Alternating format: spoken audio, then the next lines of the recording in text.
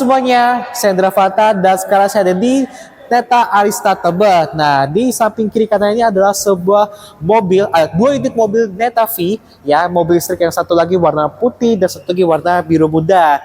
Nah, kita bahas mengenai mobil listrik terbaru ini dan kita juga akan bakal ngobrol sama salah satu sales di Neta Arista Tebet ini. Seperti apa? Kita simak videonya.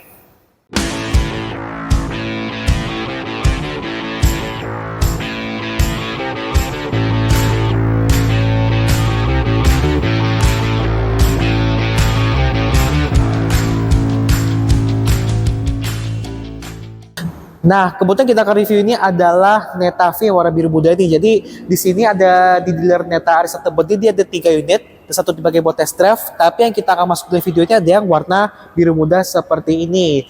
Nah, sebelum kita bahas mengenai mobilnya, kita bahas dulu mengenai sejarah singkat lah mengenai si Neta ini.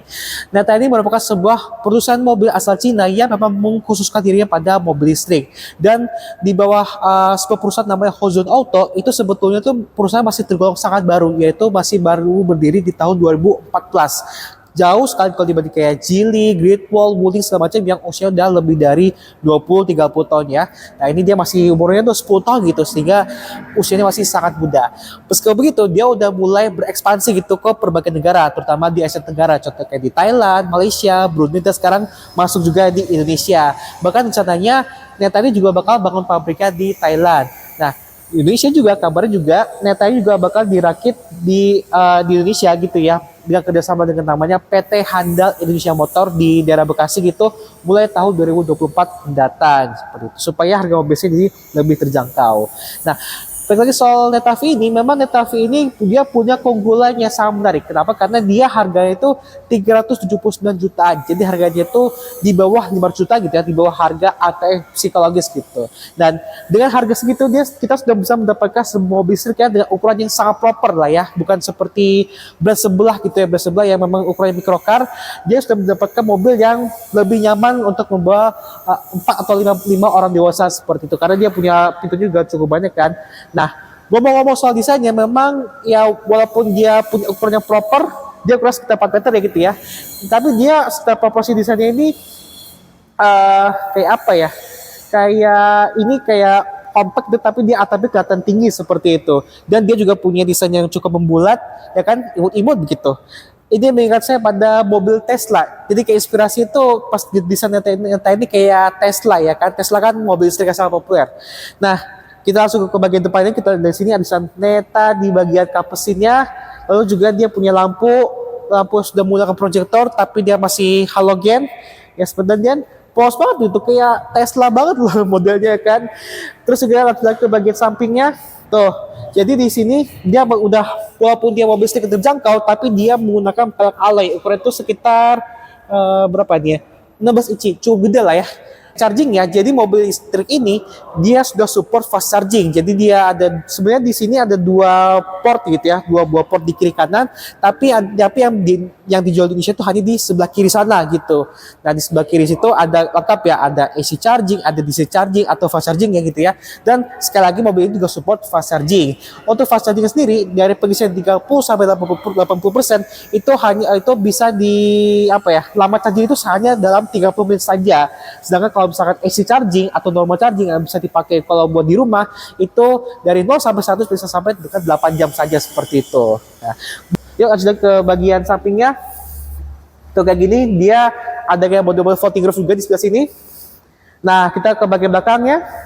Nah, ini kelihatan apa ya, betapa seksinya nih bokong bagian belakang dari si Neta V ini. Karena lampu menggunakan lampu LED, ada tulisan Neta juga ada V di bagian pojok kanan bawah sini, tapi dia nggak punya rear wiper, setidaknya dia punya defogger di sebelah sini. Nah, kita langsung ke bagian bagasinya. Coba. Nah, seperti ini bagasinya. Jadi dia punya bagasi cukup besar ya.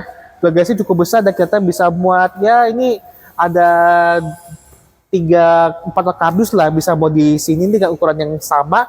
Cuman memang kalau mau melipat ruang bagasi itu kita nggak bisa lipat separuh-separuh, jadi harus lipat full sih. Kalau misalkan mau lipat joknya itu ya misalkan 2 penumpang di bagian depannya seperti itu. Nah, kita masuk ke bagian interiornya.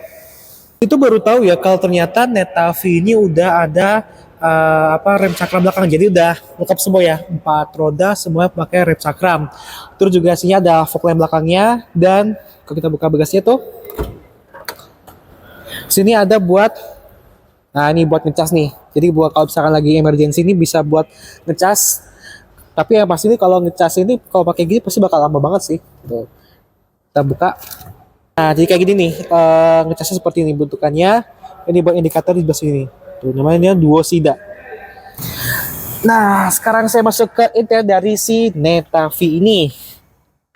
Oh ya, tadi lupa ngomongin sih mengenai cara startnya, karena ini memang sangat menarik yang untuk dibahas. Jadi memang tuh cara start untuk auto nyalain mobil ini itu sangat gampang, karena memang Netavi ini dia nggak punya tombol engine starter seperti kebanyakan mobil modern gitu ya. Jadi kalau mau tinggal nyalain, kan kita ada kunci nih, kayak gini nih.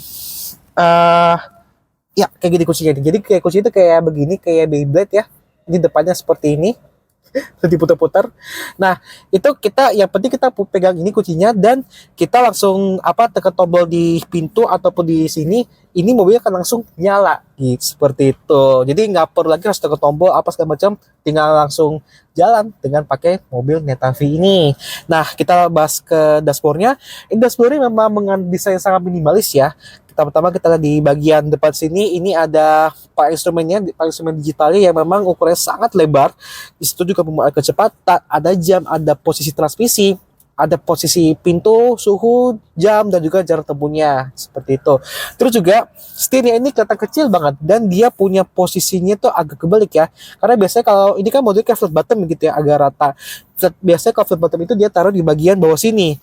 Tapi kalau di Neta dia terus di bagian atas nih ya si flat buttonnya ya kan, ada tulisan merah lagi, kesannya sporty banget. Dan di bagian di belakang setirnya tuh dia ada buat wiper dan buat ngesen. Ini buat sebelah kiri buat ngesen tuh nih tuh kan, sen kanan sen kiri, dan di sini buat transmisi sebelah sini. Nah. Oke, jadi seperti itu. Jadi ini buat sebelah kiri ini buat lampu sen, buat wiper. Nah sebelah kanan buat transmisinya. Jadi kayak Mercedes, kayak ID kan di bagian belakang setirnya kan.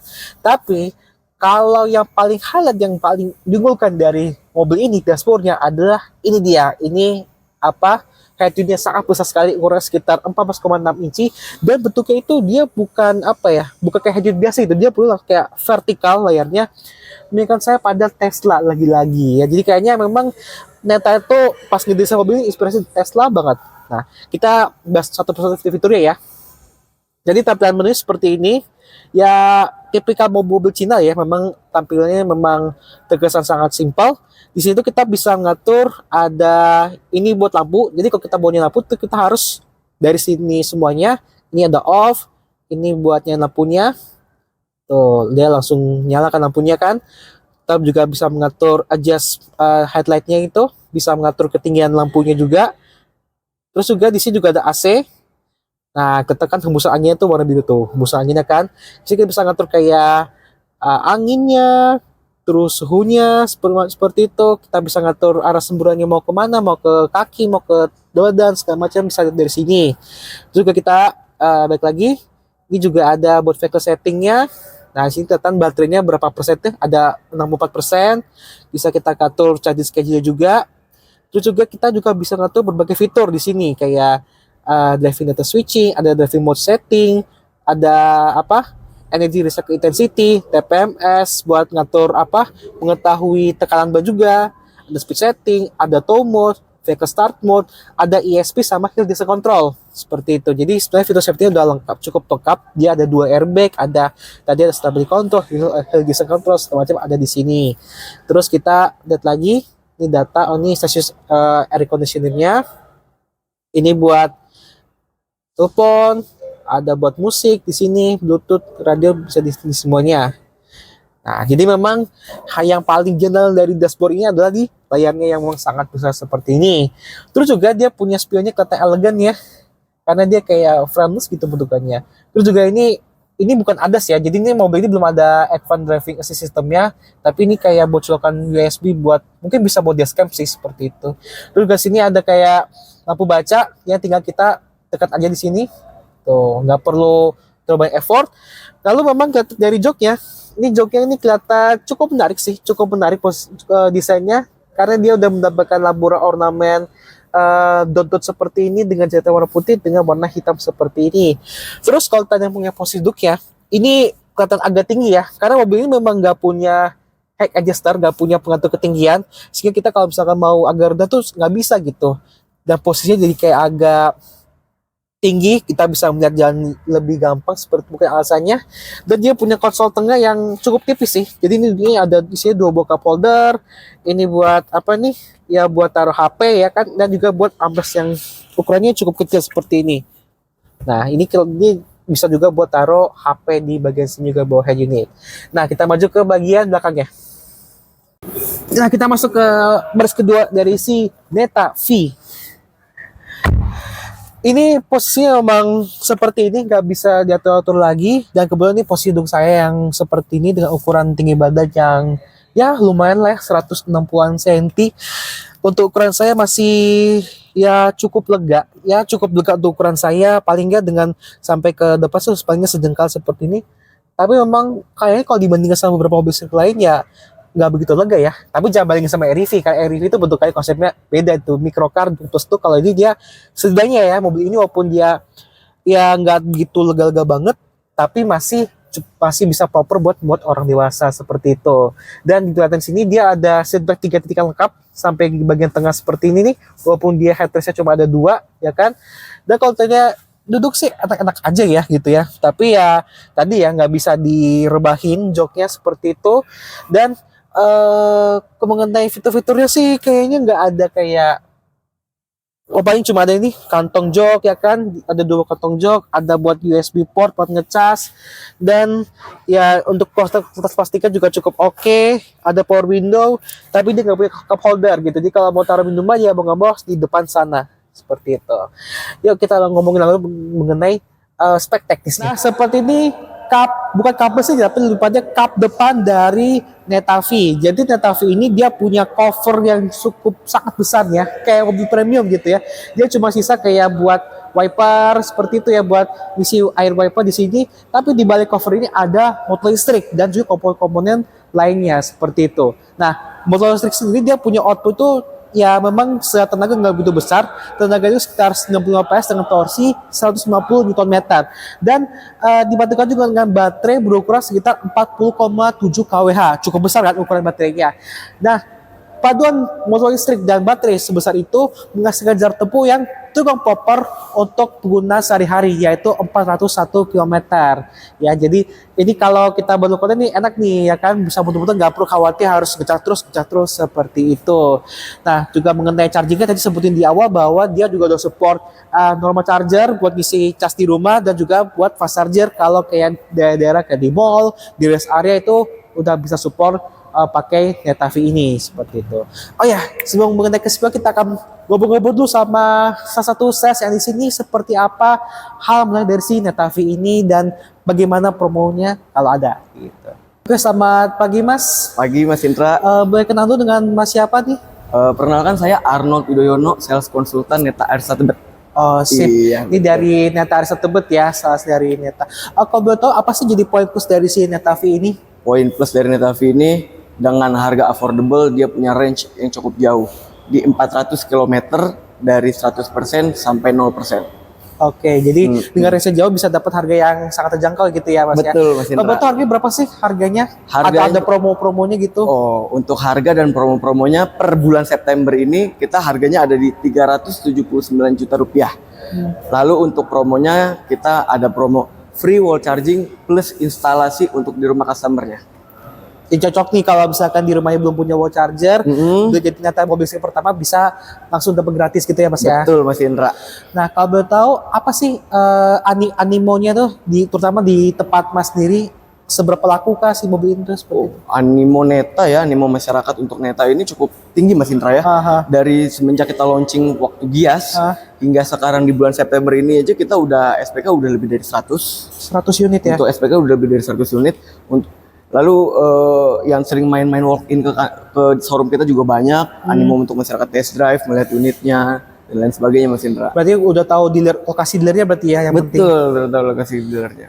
saat ini di Neta ini udah apa aja sih, di berapa dealernya? Kalau untuk di Jakarta, Neta itu udah ada kurang lebih 4 Mas Indra. Yang pertama kita Neta Arista Kelapa Gading, Neta Arista Tebet, ada Neta Kelapa Gading, ada Neta Puri, dan Neta BSD. Oh, ini Iya. Serpong itu ya Mas ya? Betul, Serpong. Itu aja sih Mas mengenai Neta V ini. Moga-moga sukses penjualannya, moga-moga mobil sini laku keras lah gitu ya. Oke, amin, amin, rabbal alamin. Lalu untuk pemirsa semua, kalau ada yang minat atau mau tanya info-info lebih lanjut tentang Netavi, boleh hubungi Arnold di Instagramnya, ada di arnold_neta.tebet, atau bisa calling di 0895 12 14 7141. Begitu Mas Indra. Ah, sip. Jadi kalau yang tinggal di daerah sekitar Tebet, Jakarta gitu ya, Jakarta Timur, Jakarta Selatan, bisa langsung datang ke Mas Arnold buat kontak gitu ya. Kalau mau beli Neta, datang ke situ aja. Betul. Saya kesimpulan mengenai si Neta V ini bisa dibilang sebagai apa, pilihan baru lah buat kalian pengen mobil listrik dengan harga yang sangat terjangkau, dengan ukuran sangat proper, dan juga jarak tempuhnya sangat jauh untuk semua mobil listrik yang harganya nggak nyampe 500 jutaan. Dia sudah punya mobil dengan ukuran yang begitu proper, bisa buat 5 penumpang dewasa dengan cukup nyaman, dan dia punya juga jarak tempuh yang sangat jauh, sehingga nggak perlu gak protobori lah ya kalau misalkan mau dipakai cukup jauh dengan menggunakan mobil listrik seperti ini. Dan mengingatnya tadi sebuah brand baru ya kan, jadi bisa kalian jadi alternatif lah ya buat di pengalaman pertama beli dengan mobil Neta ini. Oke, sekian dulu video mengenai Neta V ini. Jangan lupa juga buat klik like, share, juga subscribe channel Indra Fatan, dan juga terima kasih buat Mas Arnold dari Neta Arista Tebet yang sudah berikan saya untuk review mobil listrik ini. Sampai jumpa di video selanjutnya. Bye bye.